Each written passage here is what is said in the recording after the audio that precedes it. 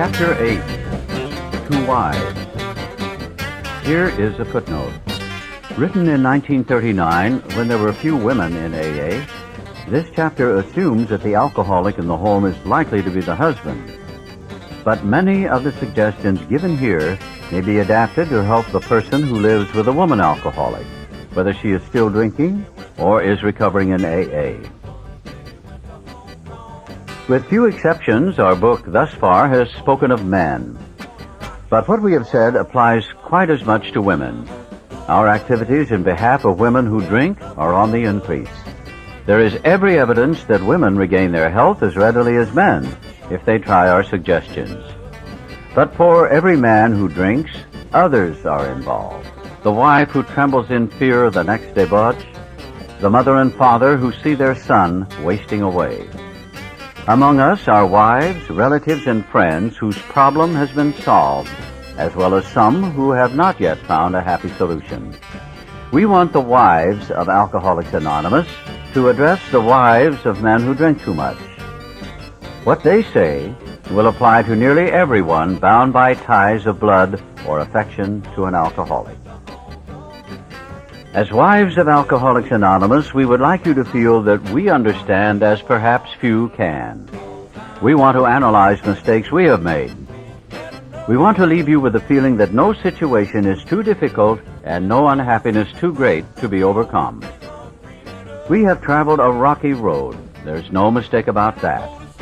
We have had long rendezvous with hurt pride, frustration, self-pity, misunderstanding, and fear. These are not pleasant companions. We have been driven to maudlin sympathy, to bitter resentment. Some of us veered from extreme to extreme, ever hoping that one day our loved ones would be themselves once more. Our loyalty and the desire that our husbands hold up their heads and be like other men have begotten all sorts of predicaments. We have been unselfish and self-sacrificing.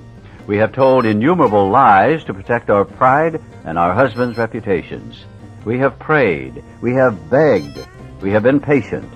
We have struck out viciously. We have run away. We have been hysterical. We have been terror-stricken. We have sought sympathy. We have had retaliatory love affairs with other men. Our homes have been battlegrounds many an evening. In the morning, we have kissed and made up. Our friends have counseled chucking the men, and we have done so with finality, only to be back in a little while, hoping, always hoping. Our men have sworn great solemn oaths that they were through drinking forever. We have believed them when no one else could or would. Then, in days, weeks, or months, a fresh outburst. We seldom had friends at our homes, never knowing how or when the men of the house would appear. We could make few social engagements. We came to live almost alone. When we were invited out, our husbands sneaked so many drinks that they spoiled the occasion. If, on the other hand, they took nothing, their self-pity made them killjoys. There was never financial security. Positions were always in jeopardy or gone. An armored car would not have brought the pay envelopes home. The checking account melted like snow in June. Sometimes there were other women. How heartbreaking was this discovery. How cruel to be told they understood our men as we did not. The bill collectors, the sheriffs, the angry taxi drivers, the policemen, the bums, the pals, and even the ladies they sometimes brought home. Our husbands thought we were so inhospitable. Joy killer, nag, wet blanket. That's what they said. Next day they would be themselves again, and we would forgive and try to forget. We have tried to hold the love of our children for their father. We have told small tots that father was sick, which was much nearer the truth than we realized. They struck the children, kicked out door panels, smashed treasured crockery, and ripped the keys out of pianos. In the midst of such pandemonium, they may have rushed out, threatening to live with the other woman forever. In desperation, we have even got tied ourselves, the drunk to end all drunks. The unexpected result was that our husbands seemed to like it. Perhaps at this point we got a divorce and took the children home to father and mother. Then we were severely criticized by our husband's parents for desertion. Usually we did not leave. We stayed on and on. We finally sought employment ourselves as destitution faced us and our families. We began to ask medical advice as the sprees got closer together. The alarming physical and mental symptoms, the deepening pall of remorse, depression, and inferiority that settled down on our loved ones, these things terrified and distracted us. As animals on a treadmill, we have patiently and wearily climbed, falling back in exhaustion after each futile effort to reach solid ground. Most of us have entered the final stage with its commitment to health resorts, sanitariums, hospitals, and jails. Sometimes there were screaming delirium and insanity. Death was often near. Under these conditions, we naturally made mistakes. Some of them rose out of ignorance of alcoholism. Sometimes we sensed dimly that we were dealing with sick men. Had we fully understood the nature of the alcoholic illness, we might have behaved differently. How could men who love their wives and children be so unthinking, so callous, so cruel? There could be no love in such persons, we thought. And just as we were being convinced of their heartlessness, they would surprise us with fresh resolves and new attentions. For a while, they would be their old sweet selves, only to dash the new structure of affection to pieces once more. Ask why they commenced to drink again, they would reply with some silly excuse, or none. It was so baffling, so heartbreaking. Could we have been so mistaken in the men we married? When drinking, they were strangers. Sometimes they were so inaccessible that it seemed as though a great wall had been built around them. And even if they did not love their families, how could they be so blind about themselves? What had become of their judgment, their common sense, their willpower? Why could they not see that drink meant ruin to them? Why was it, when these dangers were pointed out, that they agreed and then got drunk again immediately? These are some of the questions which race through the mind of every woman who has an alcoholic husband. We hope this book has answered some of them. Perhaps your husband has been living in that strange world of alcoholism where everything is distorted and exaggerated. You can see that he really does love you with his better self. Of course, there is such a thing as incompatibility, but in nearly every instance, the alcoholic only seems to be unloving and inconsiderate. It is usually because he is warped and sickened that he says and does these appalling things. Today, most of our men are better husbands and fathers than ever before. Try not to condemn your alcoholic husband, no matter what he says or does. He's just another very sick, unreasonable person. Treat him, when you can, as though he had pneumonia.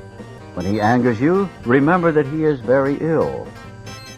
There is an important exception to the foregoing. We realize some men are thoroughly bad-intentioned, that no amount of patience will make any difference. An alcoholic of this temperament may be quick to use this chapter as a club over your head. Don't let him get away with it. If you are positive he is one of this type, you may feel you had better leave. Is it right to let him ruin your life and the lives of your children? Especially when he has before him a way to stop his drinking and abuse if he really wants to pay the price. The problem with which you struggle usually falls within one of four categories. 1. Your husband may be only a heavy drinker. His drinking may be constant, or it may be heavy only on certain occasions. Perhaps he spends too much money for liquor. It may be slowing him up mentally and physically, but he does not see it. Sometimes he is a source of embarrassment to you and his friends. He is positive he can handle his liquor, that it does him no harm, that drinking is necessary in his business. He would probably be insulted if he were called an alcoholic. This world is full of people like him. Some will moderate or stop altogether, and some will not. Of those who keep on, a good number will become true alcoholics after a while. 2. Your husband is showing lack of control, for he is unable to stay on the water wagon even when he wants to. He often gets entirely out of hand when drinking. He admits this is true, but is positive that he will do better. He has begun to try, with or without your cooperation, various means of moderating or staying dry. Maybe he's beginning to lose his friends. His business may suffer somewhat. He is worried at times and is becoming aware that he cannot drink like other people. He sometimes drinks in the morning and through the day also to hold his nervousness in check. He is remorseful after serious drinking bouts and tells you he wants to stop. But when he gets over the spree, he begins to think once more how he can drink moderately next time. We think this person is in danger. These are the earmarks of a real alcoholic. Perhaps he can still tend to business fairly well. He has by no means ruined everything. As we say among ourselves, he wants to stop.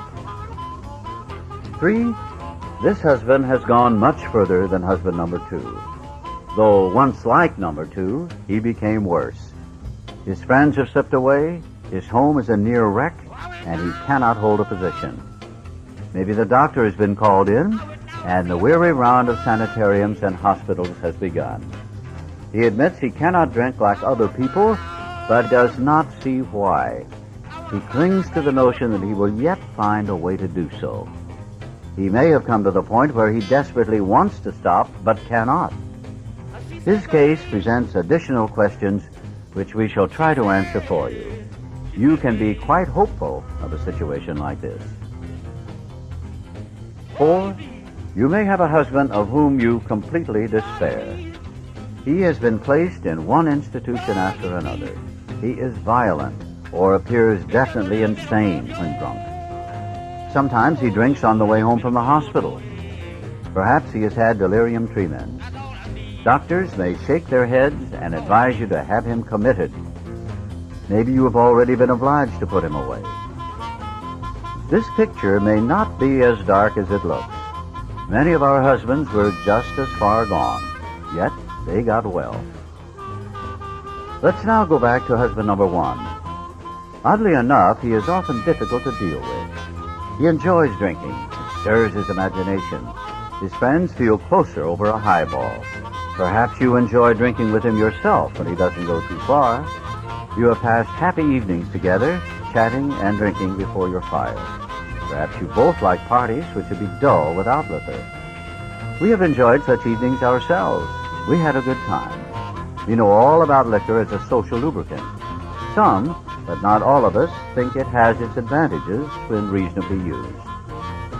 The first principle of success is that you should never be angry.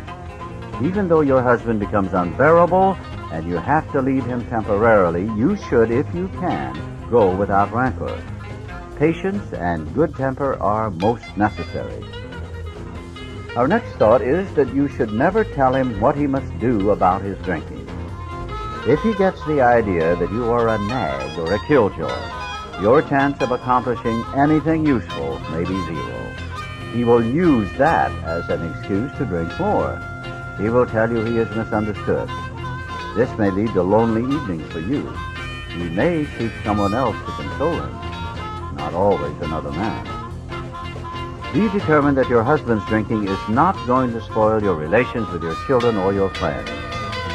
They need your companionship and your help. It is possible to have a full and useful life, though your husband continues to drink. We know women who are unafraid, even happy, under these conditions. Do not set your heart on reforming your husband. You may be unable to do so, no matter how hard you try. We know these suggestions are sometimes difficult to follow, but you will save many a heartbreak if you can succeed in observing them. Your husband may come to appreciate your reasonableness and patience. This may lay the groundwork for a friendly talk about his alcoholic problem. Try to have him bring up the subject himself. Be sure you are not critical during such a discussion. Attempt instead to put yourself in his place. Let him see that you want to be helpful rather than critical. When a discussion does arise, you might suggest he read this book or at least the chapter on alcoholism. Tell him you have been worried, though perhaps needlessly. You think he ought to know the subject better? as everyone should have a clear understanding of the risk he takes if he drinks too much. Show him you have confidence in his power to stop or moderate. Say you do not want to be a wet blanket, that you only want him to take care of his health. Thus, you may succeed in interesting him in alcoholism. He probably has several alcoholics among his own acquaintances. You might suggest that you both take an interest in them. Drinkers like to help other drinkers. Your husband may be willing to talk to one of them. If this kind of approach does not catch your husband's interest, it may be best to drop the subject. But after a friendly talk, your husband will usually revive the topic himself. This may take patient waiting, but it will be worth it. Meanwhile, you might try to help the wife of another serious drinker. If you act upon these principles, your husband may stop or moderate. Suppose, however, that your husband fits the description of number 2. The same principles which apply to husband number 1 should be practiced. But after his next binge, ask him if he would really like to get over drinking for good. Do not ask that he do it for you or anyone else. Just would he like to? The chances are he would. Show him your copy of this book and tell him what you have found out about alcoholism. Show him that as alcoholics, the writers of the book understand. Tell him some of the interesting stories you have read. If you think he will be shy of a spiritual remedy, ask him to look at the chapter on alcoholism. Then perhaps he will be interested enough to continue. If he is enthusiastic, your cooperation will mean a great deal. If he is lukewarm or thinks he is not an alcoholic, we suggest you leave him alone. Avoid urging him to follow our program. The seed has been planted in his mind. He knows that thousands of men, much like himself, have recovered. But don't remind him of this after he has been drinking, for he may be angry. Sooner or later, you are likely to find him reading the book once more. Wait until repeated stumbling convinces him he must act, for the more you hurry him, the longer his recovery may be delayed. If you have a number 3 husband, you may be in luck. Being certain he wants to stop, you can go to him with this volume as joyfully as though you had struck oil. He may not share your enthusiasm, but he is practically sure to read the book, and he may go for the program at once. If he does not, you will probably not have long to wait. Again, you should not crowd him. Let him decide for himself. Cheerfully see him through more sprees. Talk about his condition or this book only when he raises the issue. In some cases, it may be better to let someone outside the family present the book. They can urge action without arousing hostility. If your husband is otherwise a normal individual, your chances are good at this stage. You would suppose that men in the 4th classification would be quite hopeless, but that is not so. Many of Alcoholics Anonymous were like that. Everybody had given them up. Defeat seemed certain, yet often such men had spectacular and powerful recoveries. There are exceptions. Some men have been so impaired by alcohol that they cannot stop. Sometimes there are cases where alcoholism is complicated by other disorders. A good doctor or psychiatrist can tell you whether these complications are serious. In any event, try to have your husband read this book. His reaction may be one of enthusiasm. If he is already committed to an institution, but can convince you and your doctor that he means business, give him a chance to try our method, unless the doctor thinks his mental condition too abnormal or dangerous. We make this recommendation with some confidence. For years we have been working with alcoholics committed to institutions. Since this book was first published, AA has released thousands of alcoholics from asylums and hospitals of every kind. The majority have never returned. The power of God goes deep. You may have the reverse situation on your hands. Perhaps you have a husband who is at large, but who should be committed. Some men cannot or will not get over alcoholism. When they become too dangerous, we think the kind thing is to lock them up. But of course, a good doctor should always be consulted. The wives and children of such men suffer horribly. but not more than the men themselves. But sometimes you must start life anew. We know women who have done it. If such women adopt a spiritual way of life, their road will be smoother. If your husband is a drinker, you probably worry over what other people are thinking, and you hate to meet your friends. You draw more and more into yourself, and you think everyone is talking about conditions at your home. You avoid the subject of drinking, even with your own parents. You do not know what to tell the children. When your husband is bad, you become a trembling recluse, wishing the telephone had never been invented. We find that most of this embarrassment is unnecessary. While you need not discuss your husband at length, you can quietly let your friends know the nature of his illness. But you must be on guard not to embarrass or harm your husband. When you have carefully explained to such people that he is a sick person, you will have created a new atmosphere. Barriers which have sprung up between you and your friends will disappear with the growth of sympathetic understanding. You will no longer be self-conscious or feel that you must apologize as though your husband were a weak character. He may be anything but that. Your new courage, good nature, and lack of self-consciousness will do wonders for you socially. The same principle applies in dealing with the children. Unless they actually need protection from their father, it is best not to take sides in any argument he has with them while drinking. Use your energy to promote a better understanding all around. Then that terrible tension which grips the home of every problem drinker will be lessened. Frequently, you have felt obliged to tell your husband's employer and his friends that he was sick, when, as a matter of fact, he was tight. Avoid answering these inquiries as much as you can. Whenever possible, let your husband explain. Your desire to protect him should not cause you to lie to people when they have a right to know where he is and what he is doing.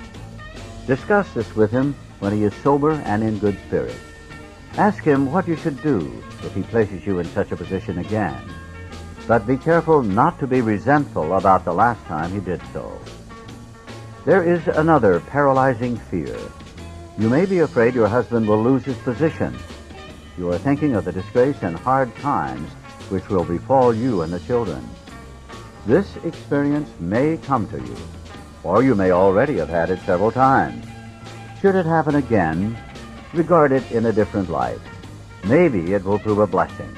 It may convince your husband he wants to stop drinking forever, and now you know that he can stop if he will. Time after time, this apparent calamity has been a boon to us, for it opened up a path which led to the discovery of God. We have elsewhere remarked how much better life is when lived on a spiritual plane. If God can solve the age-old riddle of alcoholism, he can solve your problems too. We wives found that, like everybody else, we were afflicted with pride, self-pity, vanity, and all the things which go to make up the self-centered person.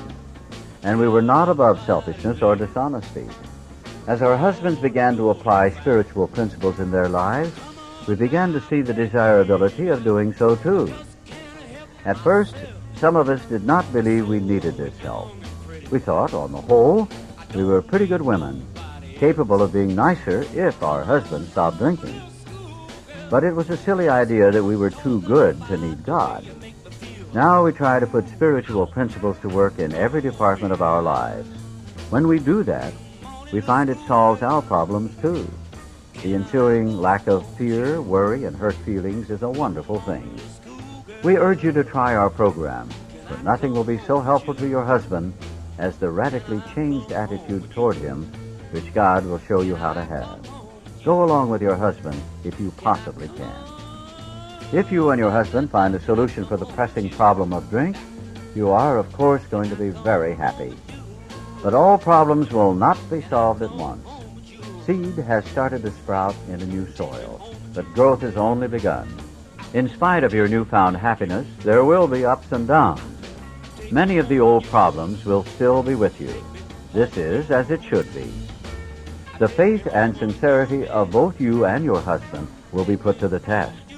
These workouts should be regarded as part of your education, for thus you will be learning to live. You will make mistakes, but if you are in earnest, they will not drag you down. Instead, you will capitalize them.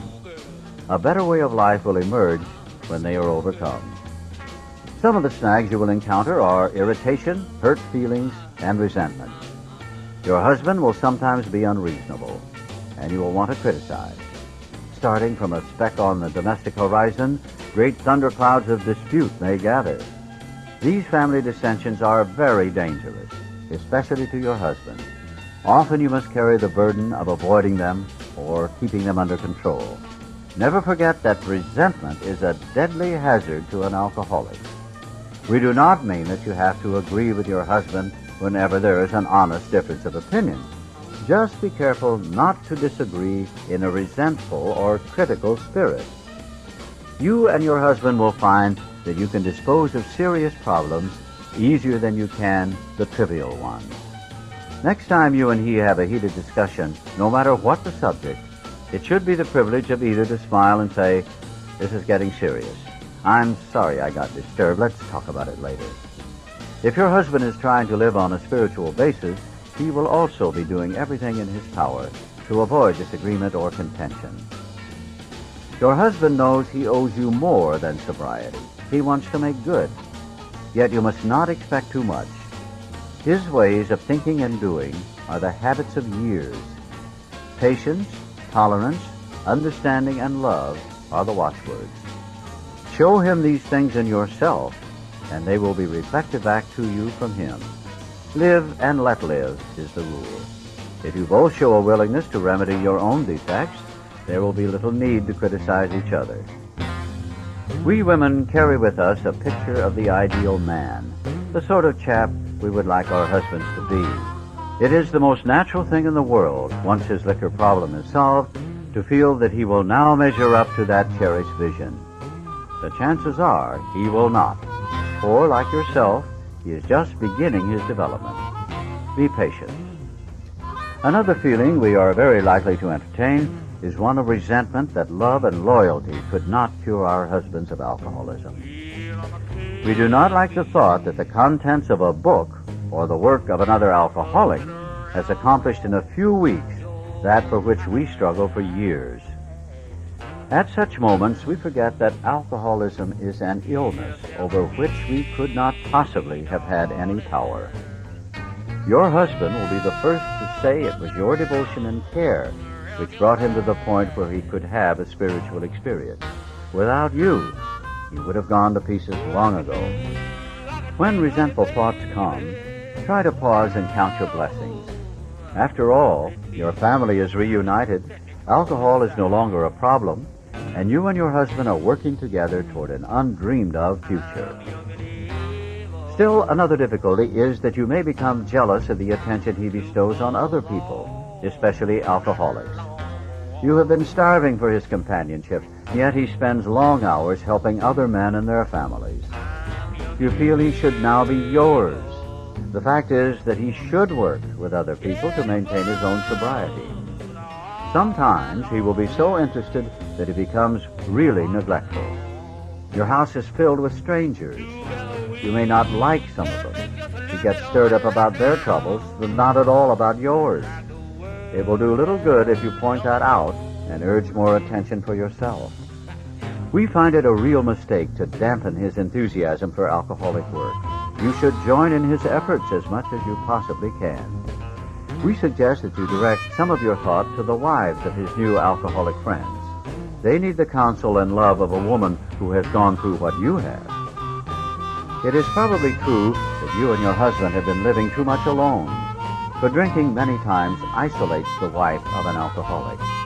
Therefore, you probably need fresh interests and a great cause to live for as much as your husband. If you cooperate rather than complain, you will find that his excess enthusiasm will tone down. Both of you will awaken to a new sense of responsibility for others. You, as well as your husband, ought to think of what you can put into life instead of how much you can take out.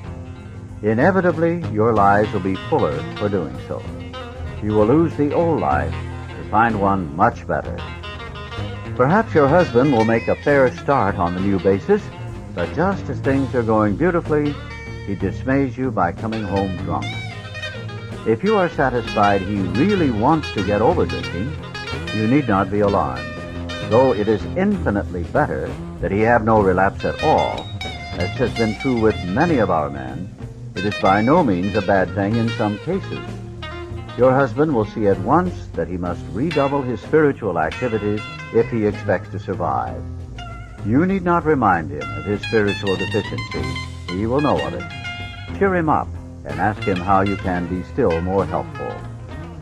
The slightest sign of fear or intolerance may lessen your husband's chance of recovery. In a weak moment, he may take your dislike of his high-stepping friends as one of those insanely trivial excuses to drink. We never try to arrange a man's life so as to shield him from temptation. The slightest disposition on your part to guide his appointments or his affairs so he will not be tempted will be noticed. Make him feel absolutely free to come and go as he likes. This is important.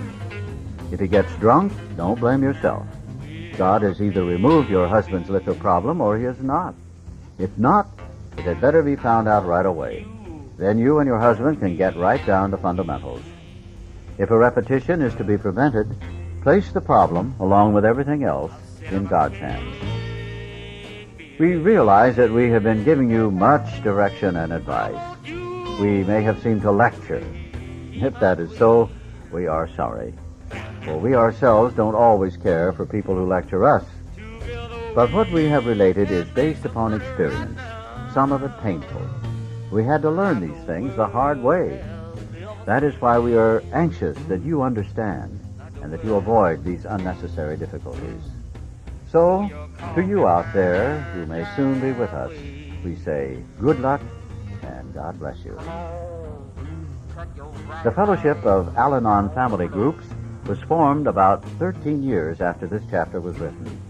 Though it is entirely separate from Alcoholics Anonymous, it uses the general principles of the AA program as a guide for husbands, wives, relatives, friends, and others close to alcoholics. The foregoing pages, though addressed only to wives, indicate the problems such people may face. Alateen, for teenage children of alcoholics, is part of Al-Anon. If there is no Al-Anon listing in your local telephone book, you may obtain further information on Al-Anon Family Groups by writing to its World Service Office, Box 182, Madison Square Station, New York, New York, 10010. Next time you see me, things won't be the same. Next time you see me, things won't be the same. And if it hurt you, my darling, you only had yourself to blame. Well, it's a true saying. All the shining not gold. Well, it's a true saying. All the shining not gold. Just like the good book say, you got to read just the words you sow. Where you lied, cheated, for so long. Where you lied, cheated.